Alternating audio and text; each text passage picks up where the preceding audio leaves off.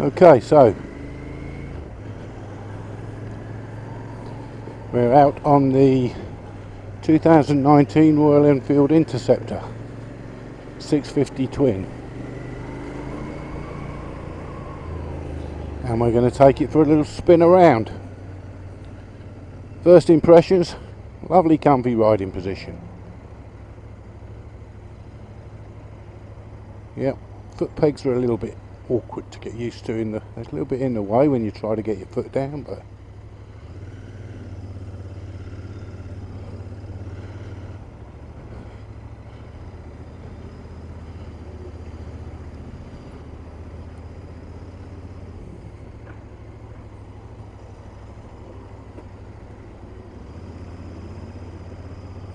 so we're going to ride back through Gillingham.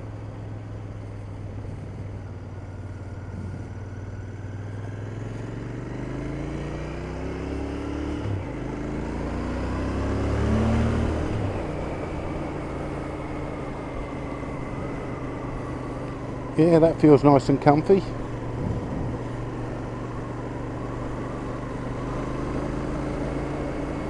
Clutch nice and light. So far the gears have all engaged very slickly.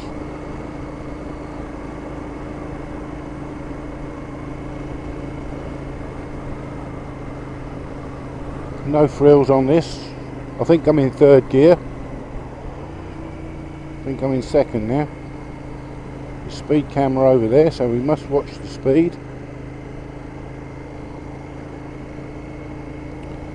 So far feels pretty good.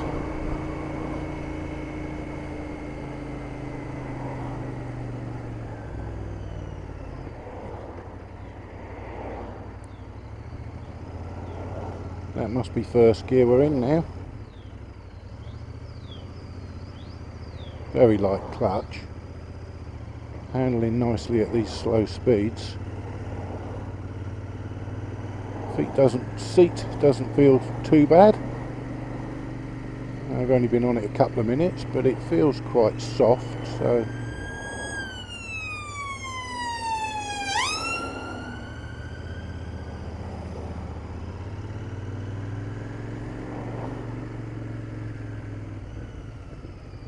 the engine feels very smooth.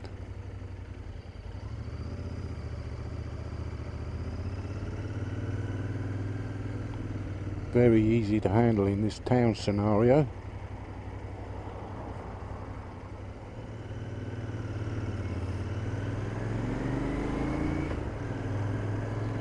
Possibly just need the gear lever adjusting up a touch to get my toe under it, but it's not too bad.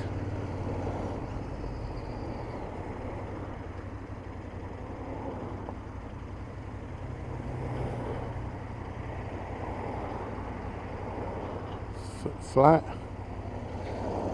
It's just avoiding the foot peg. I need to go behind the foot peg. Now this one has done 1,560 miles. So it's barely running. So seating position is nice, fairly upright. Feels very comfortable. Bars are a nice width apart. Clocks are superb. Love this analog display, it's very nice. In fact, I like the whole look of the bike. There's not a huge amount I would change about it.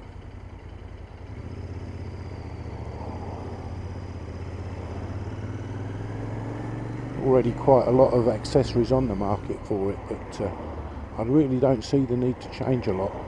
I know a lot of people don't like the indicators, but that's the style of the 60s, so that's what this bike is trying to emulate.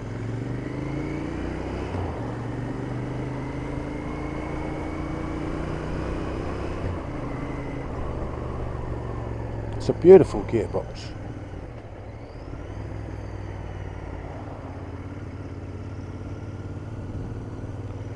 I think it looks pretty cool.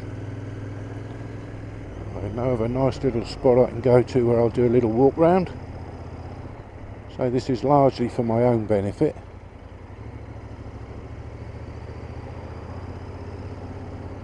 but I'll probably put this up on YouTube.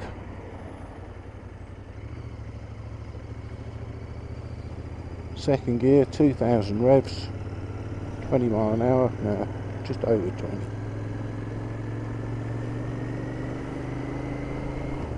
Mirrors are not bad.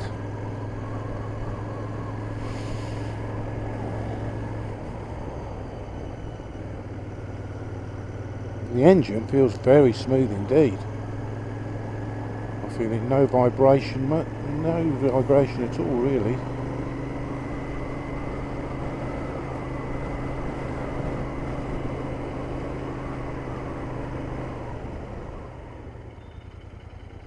Slow speed stuff, very, very easy and comfortable.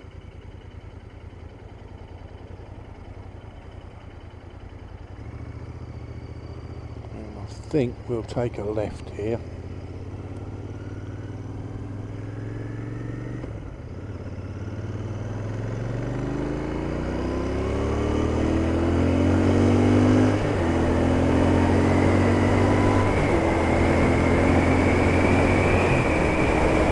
There we go, we're doing 70 in the 50, so I better slow down. That really crept up there quite nicely. It's not arm wrenching, but it was very, very smooth. Very, very easy. The airflow feels smooth. They do a little fly screen that protects the clocks and gives a little bit of wind deflection, so I will probably specify one of those when I buy one, if I buy one. This feels so smooth and comfortable.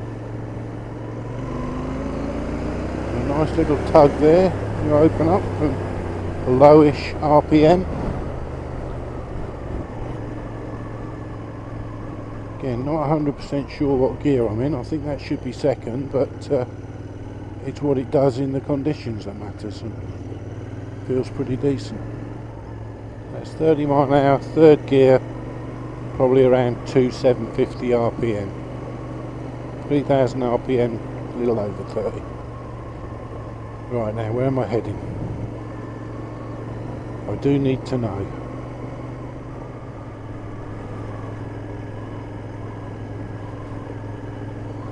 So we bimble along nicely at 30 miles an hour.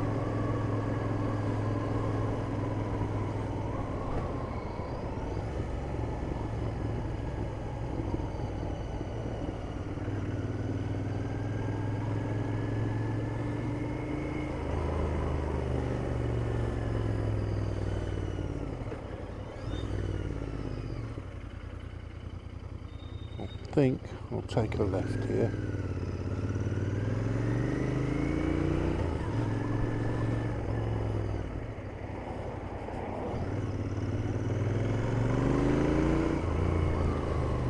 At some point I think I've got to get out to the right and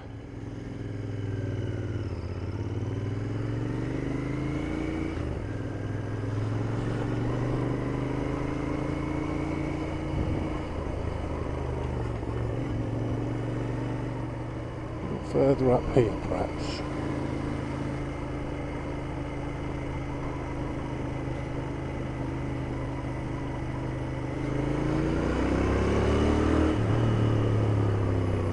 This could be the one.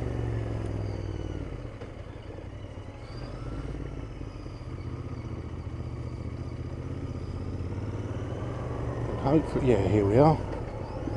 Found it.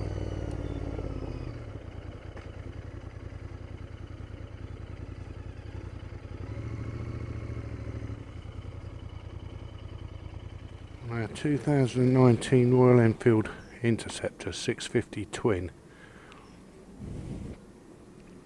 All the specs I'll put up at some point in the video.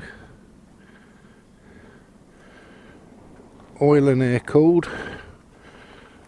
Neat little oil cooler there. Oil filter's a little bit exposed, but it looks pretty nice. Just normal bulb lights all the way round. Looks like a proper retro.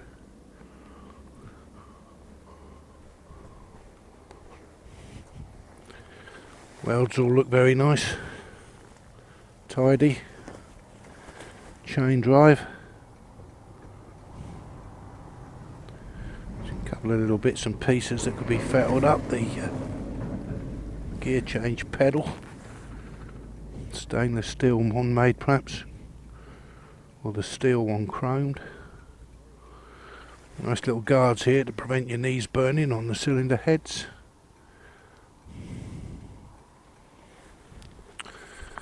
Baby Brembos, Byberries. Front and rear. Yeah. And this particular version is called Orange Crush, the colour. It's probably not my favourite colour.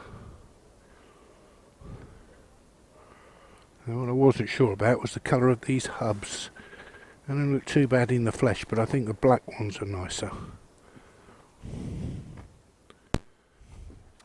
So we can see on this brake pedal and on that weld on the silencer there where the chrome's come off, there's a little bit of rust starting to come through. It's obviously had a couple of scrapes. There's a little bit of rust coming through where the chrome's been scuffed just there. So there are areas that would be of concern.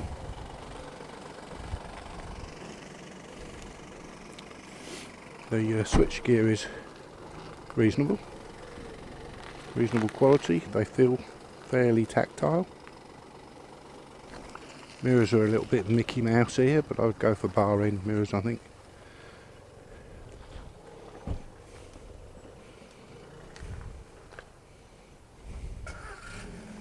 So there are signs of rust coming through on this one, which is something to be aware of. As I say, these levers need coming off and plating, chroming, or maybe even replacing with stainless steel items.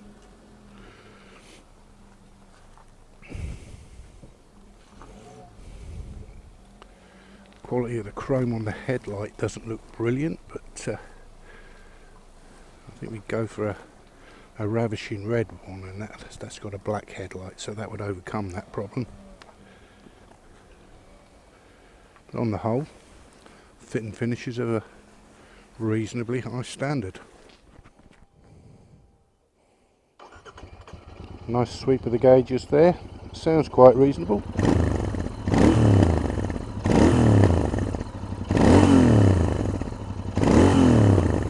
Not a bad sound. Don't hear too much of that when you're riding it.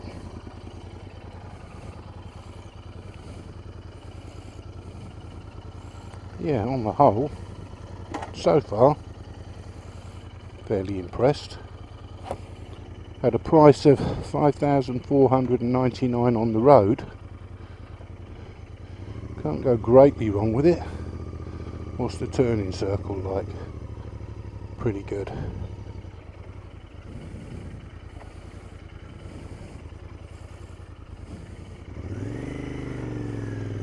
So you don't hear too much from the muffled engine when we're riding, which is, for me, not a bad thing.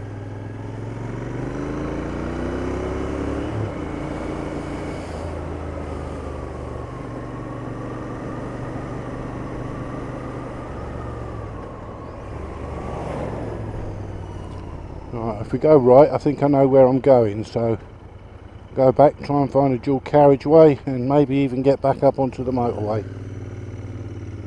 Give it a little blast down one junction on the motorway.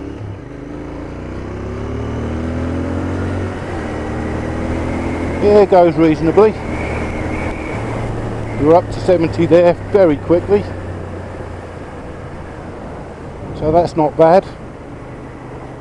So I'm not over keen on the looks of these Mickey Mouse ear wing mirrors, but we change them out for some bar end ones. Plenty of movement on the seat, fore and aft. Find a nice comfortable position.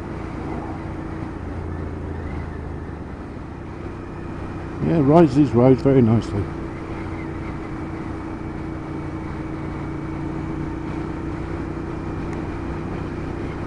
40 miles an hour, third gear, I think, 4,000 revs. So it's got no, apart from obviously ABS, which is a Euro requirement, it's got no other fancy electronics, or got electronic fuel injection, a Bosch system I believe, but no riding modes, no traction control, just a basic down to earth, honest rider's machine. Set of adjustable levers would look nice. Not a great deal wrong with the ones that are on here. It's something I'd probably swap out for some shorty adjustable ones.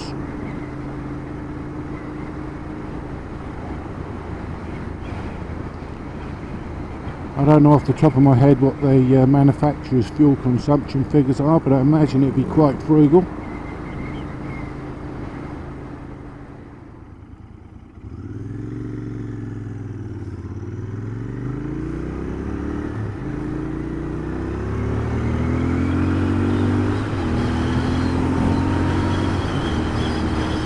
Yeah, that accelerates quite nicely. I say it's not arm wrenching, but it's very smooth. Very smooth engine. Power delivery, smooth and linear. That's sitting at 4,000 revs, and if I give it a bit of a brake, yeah, it pulls away quite nicely. 6-speed gearbox, so yeah, and we had a burst up to legal limit-ish there.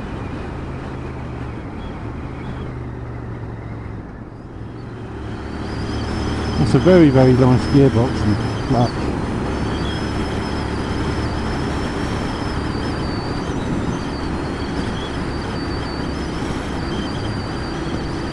£60 mile an hour, 6th gear, 4,000 RPM.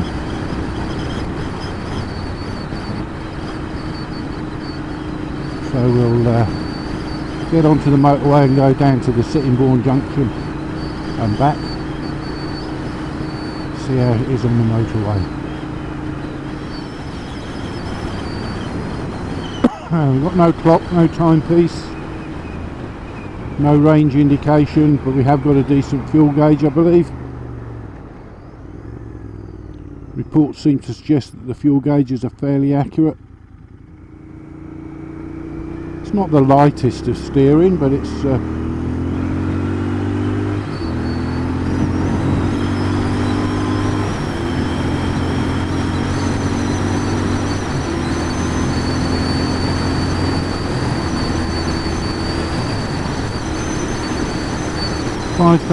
4,500 RPM, 70 mile an hour and 6. So the engine's not straining at legal motorway speeds.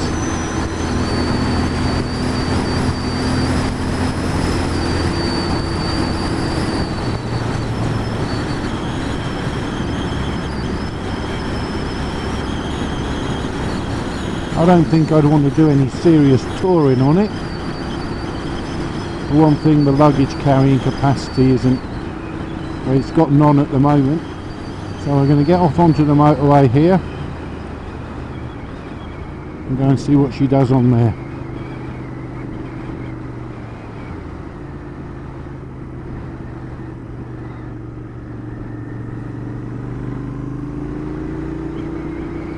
Head down to the Sittingbourne junction and back again.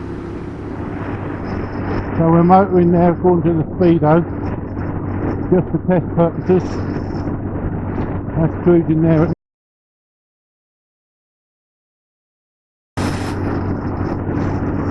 because of the wind. I'm having to hold on fairly tight and lean into it. So I'll just ease back. But it did that very comfortably, cruised up to that speed very easily. So it's all comfortable motorway speed here, 70, 75, 5,000 revs. Yeah, it's comfortable. Possibly got a little bit of whistling in the helmet. That stopped it. 4,500 RPM at 70. That feels very comfortable. How accurate the speedo is, it's probably reading maybe as much as 5 mile an hour slow.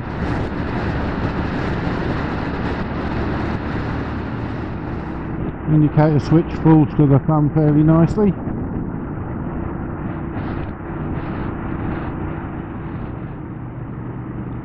We'd go around that bend a few mile an hour faster if we hadn't got a slower vehicle in front.